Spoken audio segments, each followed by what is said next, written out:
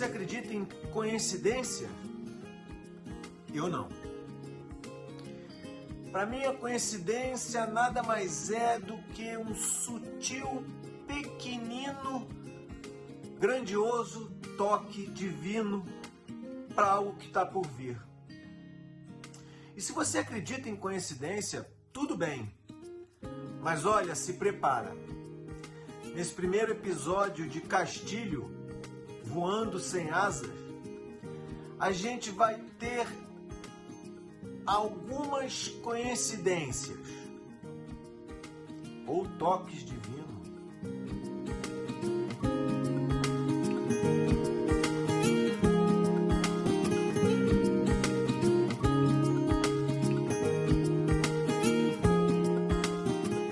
Carlos José Castilho nasceu em 27 de novembro de 27. Não parecia ser uma pessoa fadada ao sucesso, vinha de uma família pobre. E o menino mal podia brincar com seus amigos nas bucólicas ruas do bairro de Laranjeiras. A mãe de Carlos José, Dona Mariana, veio a óbito quando o menino tinha 15 anos. E Carlos Castilho teve que então começar a trabalhar com o pai.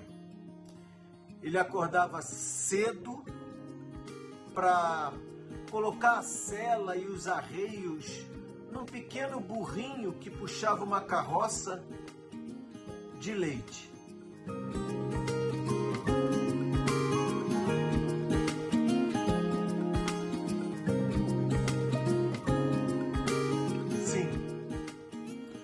Carlos Castilho começou a vida trabalhando duro, vendendo leite com seu pai para poder ajudar na renda da família. Ele realmente gostava de jogar bola, mas nunca teve a coragem de bater nas portas do Fluminense Futebol Clube. Ele não tinha estudo, teve que abandonar o ensino fundamental para começar a trabalhar com o pai. Mas o futebol era uma paixão na sua vida. E diferente do que muitas pessoas dizem, ele não foi jogar no Olaria Atlético Clube. Ele foi jogar no Rivoli, um pequenino clube amador, também em Olaria.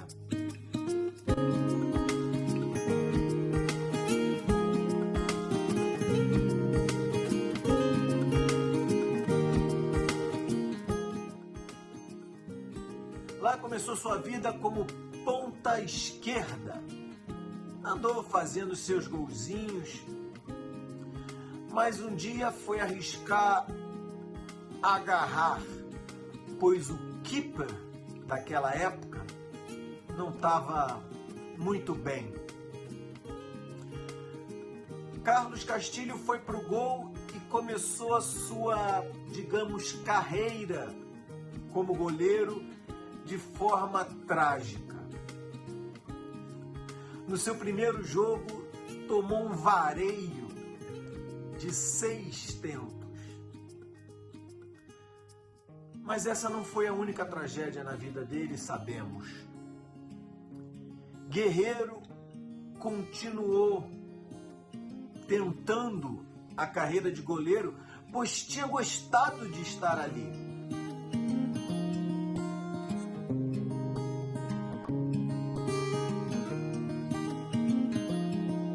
Em meados de 1943, o popular Rapazinho do Leite foi levado pelo então velho Coronel Menezes.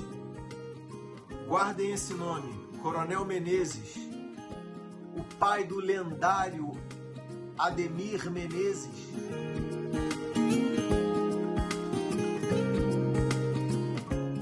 Para os quadros amadores do Olaria Atlético Clube. Aprovado, Carlos Castilho passou a receber o seu primeiro salário, 400 réis.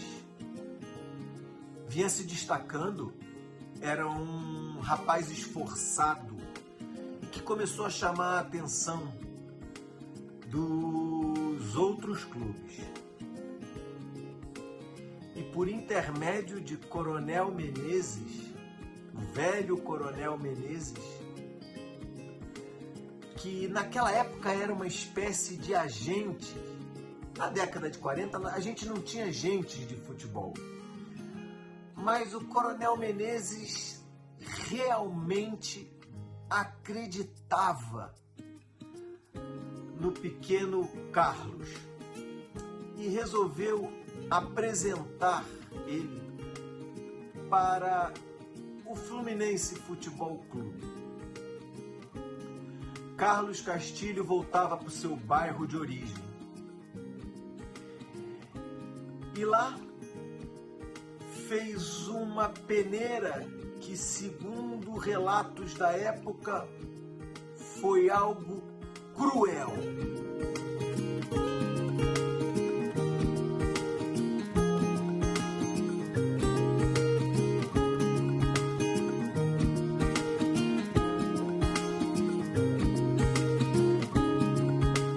Cardoso não precisava de goleiro.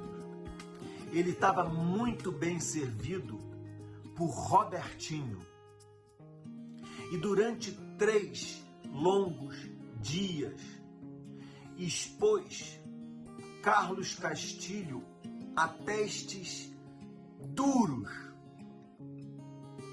porque ele não precisava de um substituto. E durante 3 longos dias,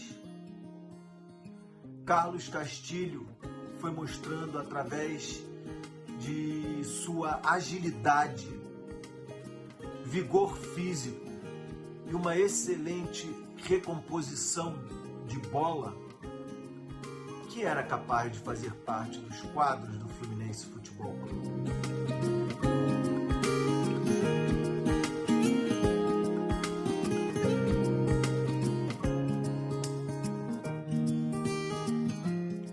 Os cartolas do Fluminense entraram em contato com os dirigentes do Olaria e por 2.000 cruzeiros contrataram Carlos Castilho. E sobre a sua estreia, ora, Carlos Castilho estreou pelo Fluminense, coincidentemente, contra o Fluminense. Sim, Fluminense de Pouso Alto, de Minas Gerais, em 1946. Em 1947, Castilho assume a titularidade do Fluminense, tomando o lugar de Robertinho.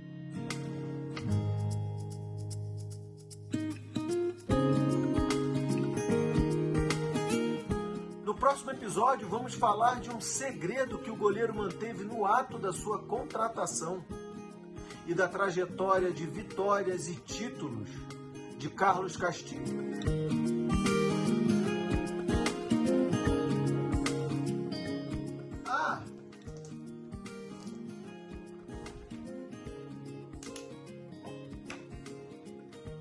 Que sorte te encontrar aqui de novo!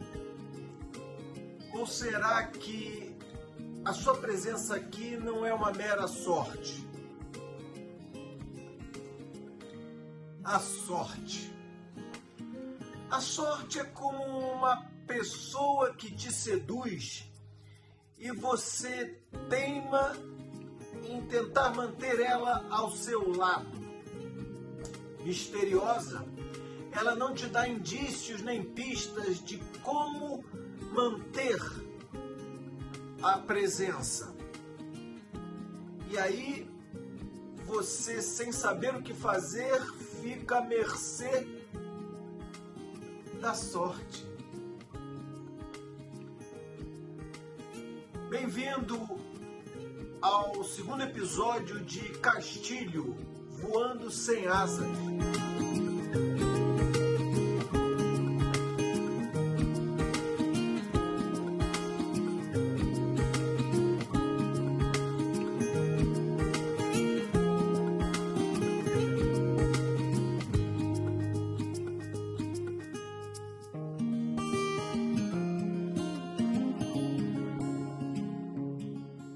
episódio, O Pequeno Leiteiro, eu havia dito que Castilho escondeu um segredo no ato da sua contratação. Sim, foi no exame médico. Castilho não revelou que era daltônico. E o que poderia ser um verdadeiro problema se transformou num grande aliado. Isso porque as bolas daquela época eram feitas de couro cru, de uma tonalidade amarela. E aos olhos daltônicos de Castilho, elas se transformavam num vermelho reluzente. Sim, por uma sorte divina, um jogador em campo via a bola vivaz, saltando em cores, o que ajudou muito.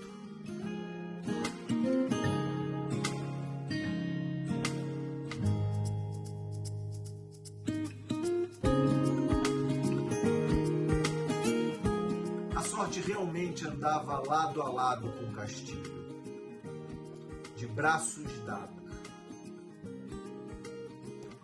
Castilho ganhou muitos títulos pelo Fluminense. E pela seleção brasileira também, nós vamos ver todos eles aqui. Mas um chama muito a atenção. O Campeonato Carioca de 1958. Em um determinado momento de um Fla-Flu, Castilho vai ao chão e o Flamengo recupera a bola. Henrique, jogador rubro-negro, percebe o descuido do goleiro e parte feroz para cima do gol. Mete um petardo. Mas ali não tinha qualquer goleiro. Castilho, sentado estava e sentado defendeu. O que chamou a atenção de todo o estádio, que já gritava gol de um lado, enquanto o outro já se lamentava. Só que ambos os lados esqueceram que quem estava no gol era Carlos Castilho. Nelson Rodrigues eternizou este momento dessa forma. E, súbito, cara a cara com o arco do Fluminense, Henrique encheu o pé. Partiu o tiro, amigos. Partiu a bomba. Nota-se que o Fluminense estava ganhando pela vantagem mínima, 2-1. Seria o gol do empate. Pois bem, o estádio inteiro gritou gol, quando parecia líquido, certo, fatal, o tento rubro-negro. Eis que Castilho, sentado, ignominiosamente sentado, defendeu. Pasmem para o detalhe sublime, sentado, como se estivesse em casa, numa cadeira lendo o gibi. Castilho tinha sorte. O público sabia, seus adversários sabiam e ele sabia. Aqui, o que um dia Castilho disse numa entrevista para a revista Manchete Esportiva.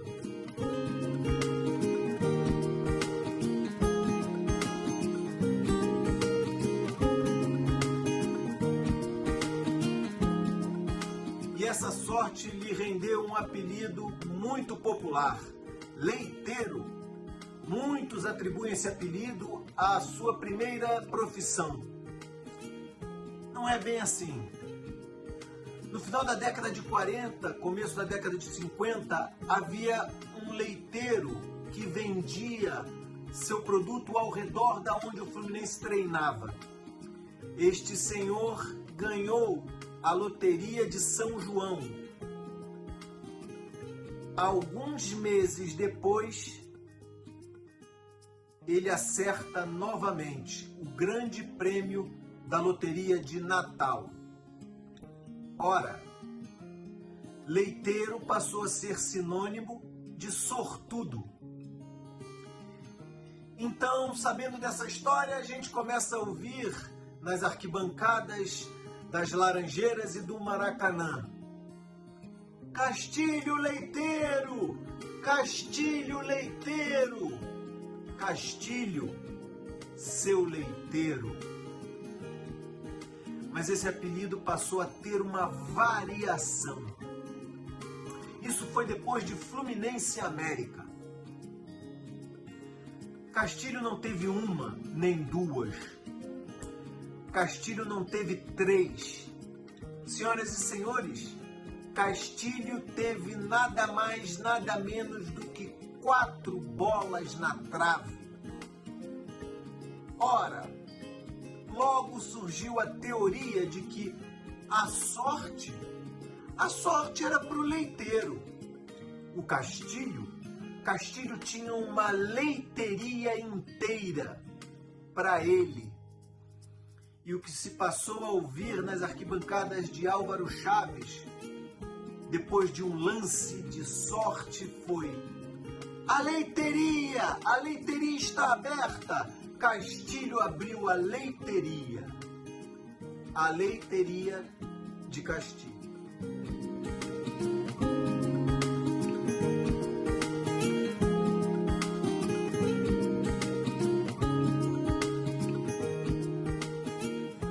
Mas Castilho não era só sorte, muito pelo contrário.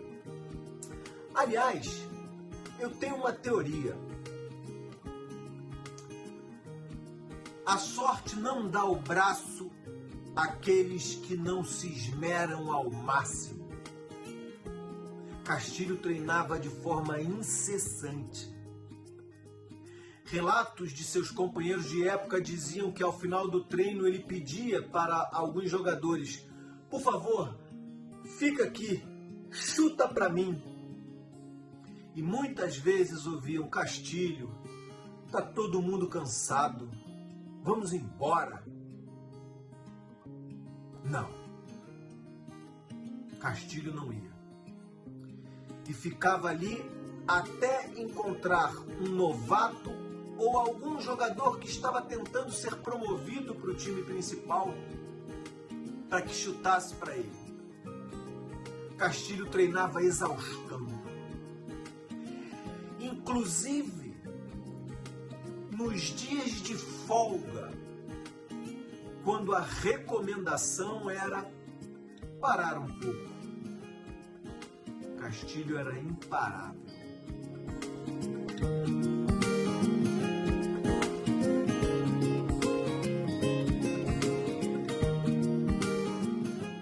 Além de sorte e dedicação, Castilho tinha perspicácia. Foi considerado um exímio pegador de pênaltis, porque foi o primeiro goleiro brasileiro a estudar seus cobradores. Feito esse estudo, Castilho percebeu que se posicionasse no gol e abrisse os braços, cresceria diante do batedor. E foi o primeiro goleiro a abrir os braços, ampliando o seu corpo perante os batedores de pênalti.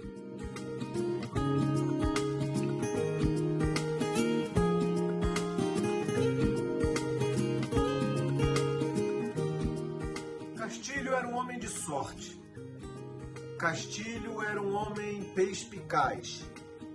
Castilho era um homem dedicado àquilo que fazia. E Castilho era um homem esperto.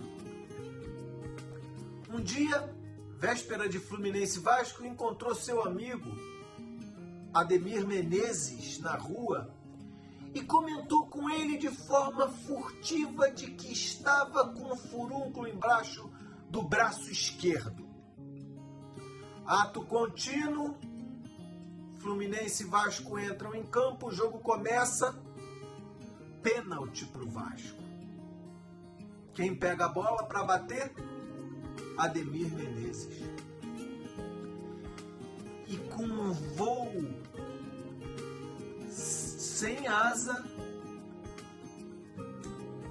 Castilho se estica todo e defende a bola de Ademir, que foi batido do seu lado esquerdo.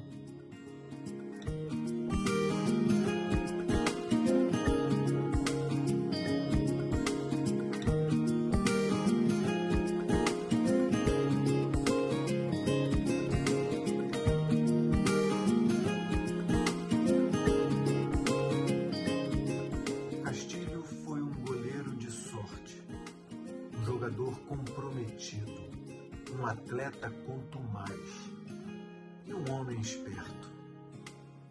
Colheu frutos, vitórias, títulos e convocações. Mas isso a gente vai ver no nosso próximo episódio. 1952, o ano em que o mundo parou para ver o Fluminense. Até lá. Boa sorte. Olá, bem-vindo ao último capítulo do documentário Castilho, Voando Sem Asas. No primeiro episódio, Pequeno Leiteiro, a gente viu a trajetória de um menino pobre até estar embaixo das balizas do Fluminense Futebol Clube, seu time de coração. No segundo episódio, Sangue, Suor e Sorte, a gente pode acompanhar a trajetória de um goleiro que foi terminar na seleção brasileira. E nesse último episódio, a gente vai ver as glórias de Castilho até o seu último salto. Vem comigo!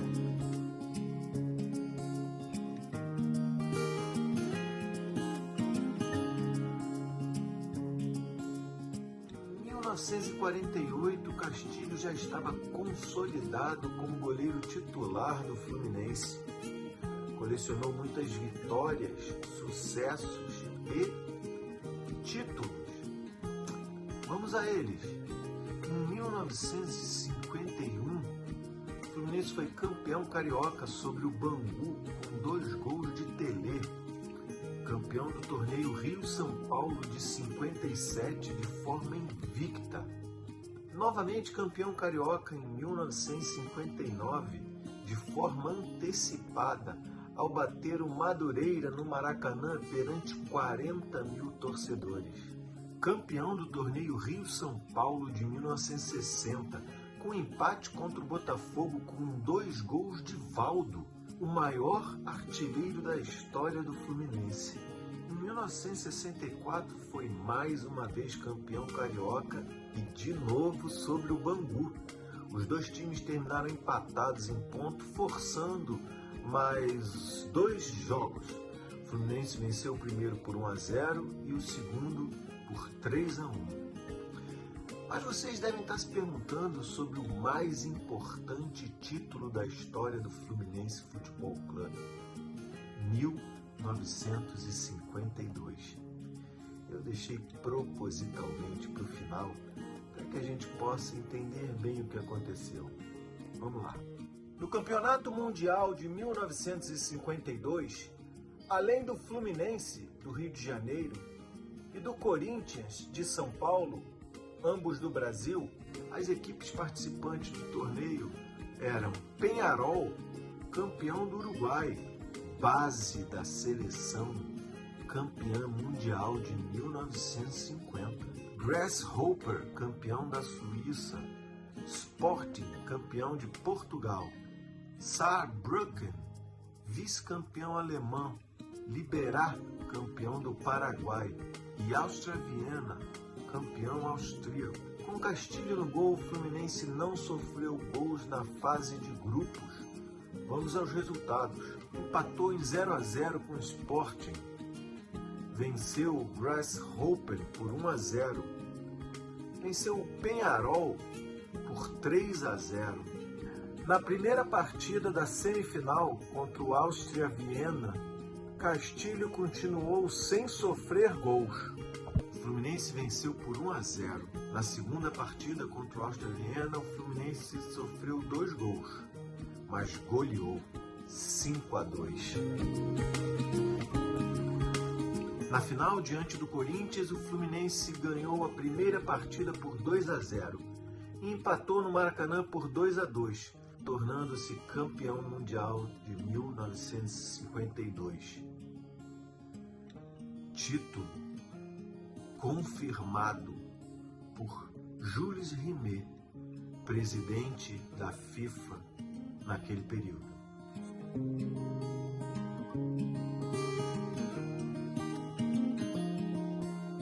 Castilho foi o goleiro menos vazado da competição, tomando apenas 4 gols.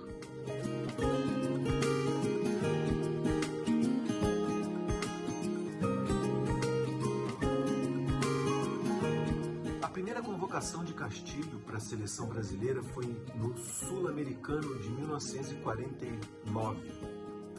Terminou sendo cortado, mas fez parte do elenco de 1950. Foi convocado também para 54, onde foi o goleiro titular. Foi campeão do mundo em 58 e 62, como goleiro reserva.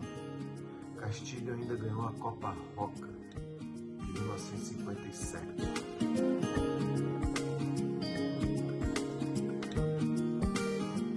Mas definitivamente a vida de Castilho não era só alegrias.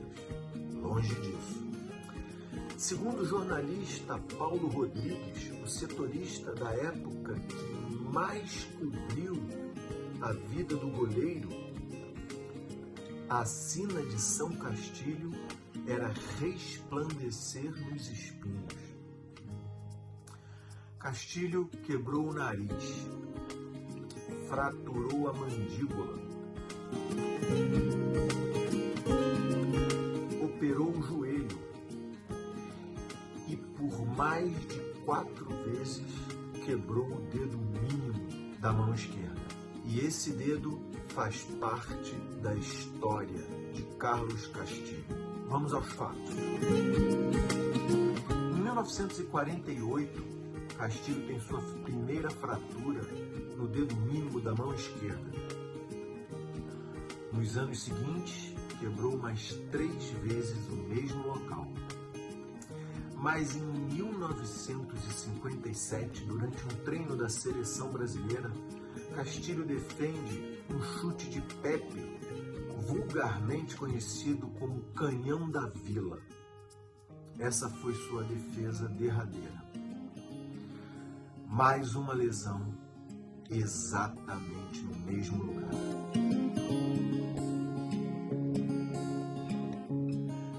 Castilho retorna ao Fluminense e pede uma junta médica.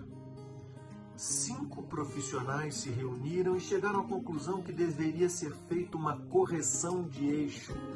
Uma operação colocaria os ossos do dedo alinhados e um enxerto, o que faria Castilho parar por longos 90 dias. Ideia que foi imediatamente rechaçada pelo goleiro. Foi quando Castilho pediu a amputação de seu dedo. O que a junta médica imediatamente disse que não. Castilho, nós não vamos fazer isso. Mas o goleiro insistiu até que a ideia fosse colocada em pauta.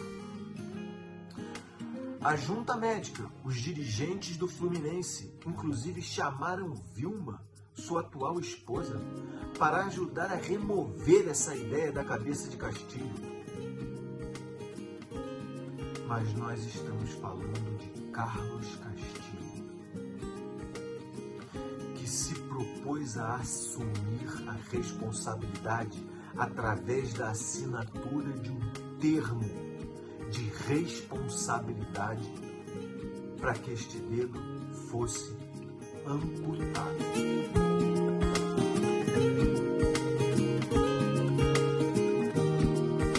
Então, em junho de 1957, Castilho faz a operação que o mutila para o pelo resto de sua vida. No mesmo mês, o goleiro recebe em casa a reportagem da Manchete Esportiva e deu a seguinte declaração: vivi um drama durante 48 horas. De um lado, a minha convicção de que só a amputação resolveria o meu problema.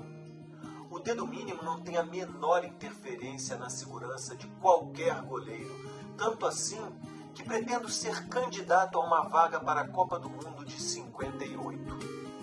Do outro lado, a minha senhora e os médicos não concordavam. Telefonei para o Dr. Paz Barreto e fui franco. Se não houver amputação, não poderei mais continuar jogando. Assim, não confio mais em mim. Mas esse procedimento não movimentou só o mundo do futebol. Não, profissionais da medicina também se pronunciaram, como o doutor Manuel Cláudio da Mota Maia, catedrático em cirurgia, que disse o seguinte à época: condeno por todos os modos a atitude do colega Paz Barreto. Castilho é um leigo em medicina. Suas palavras não podem determinar uma amputação. Deveria ter tentado a correção de eixo, como aliás propôs o próprio médico. E o doutor Manuel Cláudio da Mota Maia continua dizendo que ortopedia significa conservação. O ato extremo de uma amputação só pode ser feito quando o órgão não tem mais reparo. E não era o caso de Castilho. Bom, aqui temos um embate entre dois profissionais da medicina e eu levanto uma outra lebre. O que aconteceria nos dias de hoje? Para responder essas questões, eu convidei o Dr. Itauan Spínola, médico geral. Você deve estar se perguntando, ora, por que um médico geral e não um ortopedista? Porque nós estamos falando de um caso de uma cirurgia, de uma amputação. Por isso, um médico geral. O Castilho teve uma sucessão de lesões no dedo mínimo da mão esquerda, com um total de 5 fraturas, além de luxações. Qual é o prazo mínimo para uma plena recuperação desse quadro? No mínimo, um mês para cada fratura. Isso é uma coisa que vai depender também do organismo do sujeito, mas acredito que, como era um atleta, que essa recuperação fosse mais rápida em relação ao ser comum. Mas sempre ele não deve ser uma pessoa com muita paciência para ficar sem muito tempo parado. Essas fraturas geraram uma deformação óssea. Qual o motivo disso? Sim, criaria calos ósseos. Calo ósseo é uma deformidade. Na hora que cola, faz a fratura fica fechada, sempre sobra mais tecido ósseo em volta. E haveria com isso uma baixa flexibilidade do dedo. E para um jogador como ele, que precisa das mãos, isso seria ruim, muito ruim. Quais são os problemas que uma deformação óssea pode gerar para uma pessoa que depende diretamente das mãos para trabalhar? Perder uma parte da sua capacidade depende do dedo também que você vai perder. Tem gente que, se você perder o dedo polegar, você perde a garra. E sem a garra, nós não somos nada. O ser humano diferencia-se dos outros primatas e de vários animais porque ele tem a capacidade da garra. E um goleiro tem que ter a garra. E ele perde com o dedo mindinho uma parte da garra. Uma junta médica decidiu que Castilho deveria fazer um enxerto ou a correção do eixo. que é isso, enxerto? Você me perguntou o que é enxerto. Enxerto seria na mão abertura com um estilete e lá o osso que estava crescido demais, com o calo, com a articulação, teria trocada a falange. Não sei se serviria para ele. Isso é comum em outras partes do corpo. E a outra parte, não. Essa faria com que o dedo ficasse totalmente rígido. Então ele teria mobilidade nos 4 dedos, quer dizer, 3 aqui e a garra. Mas esse ficaria como se ficasse tomando chazinho num salão.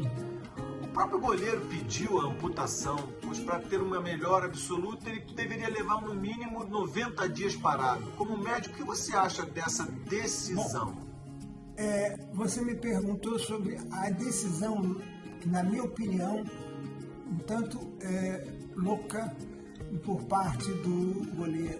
Ele, como achou que o tempo ia ser extremamente grande, ele optou por uma situação que na cabeça dele ele poderia ficar em condições de jogo em menor tempo. Ele fez, na minha opinião e provavelmente na opinião do colega que o atendeu há 50 e tantos anos atrás, um ato de loucura. Com tempo mínimo para o organismo se recuperar de uma amputação, mesmo sabendo que é um órgão menor, né? Uma amputação depende muito do ponto da amputação e do resguardo, vamos dizer assim, que cada um vai ter. A mão é um membro, então você se movimenta, você faz movimentos o tempo todo e com isso você pode machucar o ponto onde houve o ato de retirar o dedo e a costura, a sutura que foi feita para fechar os tecidos moles. Mas isso é variável. Se não houver uma quantidade adequada de cuidados, pode demorar um mês ou simplesmente provocar uma infecção, e essa infecção vai demorar mais ainda para o processo ser terminado. Essa cirurgia aconteceu em maio de 57. Em junho ele já estava treinando. Esse tempo é suficiente? Bom, o tempo que você me oferece como tendo sido o tempo em que ele está registrado, como ele tendo feito a volta ao futebol, sinceramente eu não acredito que ele tivesse fisicamente capacitado para esquecer que o dedo mindinho não existia mais. E só um determinado elemento é que se utilizou, vamos dizer assim, nesses dias de hoje, com a falta de um dedo mindinho. Mas naquele momento não acredito que do período que foi medido que fosse suficiente. Ele precisava fazer fisioterapia, eu não sei se houve uma infecção associada a qualquer coisa no gênero. Então, não sei. Então é bem possível que Castilho tenha atuado com dor nesse período? Eu acredito que ele tenha sofrido, sim. Ele não deva ter sido um paciente que não tenha sofrido muita dor. Ele deve ter fingido para quem o colocou no campo que estava tudo naturalmente acontecendo. Eu não sei como foi a atuação dele, mas qualquer movimento que ele tinha com a mão, a ferida. Bom, tivemos um pequeno problema de conexão com o Dr. Itauan Spínola mais uma vez. Dr. Itauan, muito obrigado pela sua participação neste documentário. E assim como a opinião do Dr. Itauan, Dr. Paz Barreto disse a Castilho, no leito de operação na Santa Casa, antes da operação iniciar, antes da anestesia geral fazer efeito, foi o seguinte: Castilho, você é um louco. No dia 21 de julho daquele ano, Castilho retorna aos campos. Foi num clássico contra o Vasco da Gama, aonde o Fluminense goleou o time da Colina por 5-2. Em pouco tempo, o Castilho retoma também a titularidade do Fluminense. Ele desbanca o goleiro paraguaio Vitor Gonzalez, contratado para substituir Castilho durante o seu período de cirurgia e recuperação. Vitor Gonzalez fez um excelente torneio Rio-São Paulo, inclusive o Fluminense foi campeão naquele ano. Mesmo assim, Castilho retoma o gol do Fluminense. E sobre seus planos em relação à seleção brasileira, Castilho foi convocado não só em 58, mas em 62 também. Com o retorno do esquete brasileiro, campeão do mundo de 62, muitos atletas trocaram seus clubes por propostas financeiras melhores, mas não Castilho. Castilho prometeu que terminaria seus dias no Fluminense. E o que poucas pessoas sabem é que esse pacto de fidelidade não foi quebrado pelo goleiro, mas sim pelo clube. Em 1965, o Fluminense empresta Castilho ao Paysandu e ele não pôde terminar seus dias como jogador defendendo o gol do Fluminense.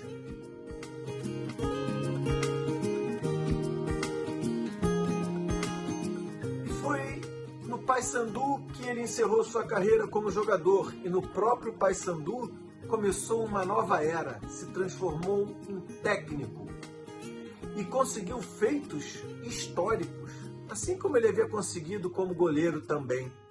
Foi tricampeão estadual pelo Paysandu, foi campeão paulista pelo Santos em 84, mas antes disso conseguiu um feito histórico.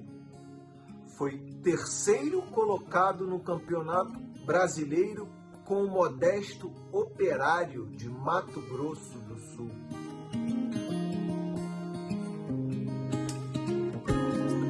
E a vida de Castilho como treinador ia muito bem, a ponto do goleiro ser convidado para ser técnico na Arábia Saudita.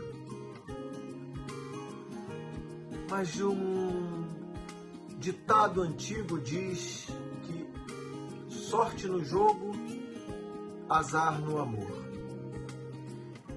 Em 1986, Castilho retorna dos Emirados Árabes e ouve da sua segunda esposa, Evelina, que ela não gostaria mais de voltar àquela cultura. Desesperado, às vésperas da viagem de volta para os Emirados Árabes, Castilho procura sua primeira esposa, Vilma. Ele vai até Bom Sucesso, numa cobertura onde ela morava, e no dia 2 de fevereiro de 1987, Carlos Castilho dá o seu último salto. Ele se joga do 7º andar e se suicida.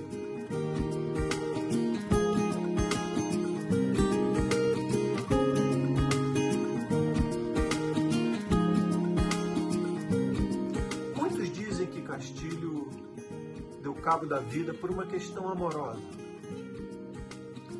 Mas existe uma segunda versão. Castilho vinha sofrendo com fortes dores de cabeça e seus médicos pediram uma batelada de exames. Exames esses que foram feitos, mas nunca entregues. Castilho podia ter um câncer ou um tumor, mas o fato é que a gente nunca vai saber. Eu acho que esse documentário não pode e não deve terminar desse jeito e nem aqui, nesse lugar. E o melhor lugar para se terminar esse documentário é aqui, aonde Castilho teve muitas alegrias e proporcionou felicidade à torcida do Fluminense. No gol. Castilho foi o jogador que mais vestiu a camisa do Fluminense. Foram 698 jogos, sendo que desses, Castilho não foi vazado em 255. E essa felicidade foi eternizada com um busto que em 2006 o Fluminense colocou na sua entrada principal, em Laranjeiras.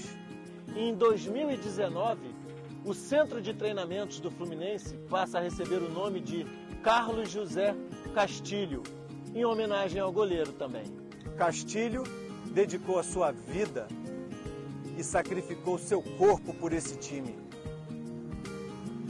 Por isso é considerado um dos principais ídolos e o maior goleiro desse clube. Obrigado, Carlos José Castilho. Obrigado.